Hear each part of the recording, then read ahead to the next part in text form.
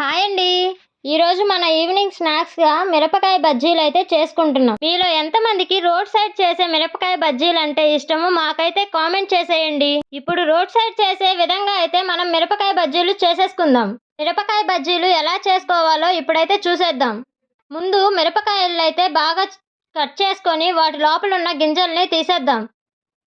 అవి కట్ చేసుకునేవి ఒక సైడ్ పెట్టుకున్న తర్వాత శనగపిండిని అయితే కలిపేద్దాం. దాంట్లోకి వామ్ కొంచెం సాల్ట్, కొంచెం సోడా ఉప్పు వేసుకొని చిక్కగా కలిపేద్దాం. ముందుగా కట్ చేసుకున్న బజ్జీ మిరపకాయల్ని ఈ శనగపిండిలో ముంచి వేడిగా మరుగుతున్న ఆయిల్ అయితే వేసేద్దాం.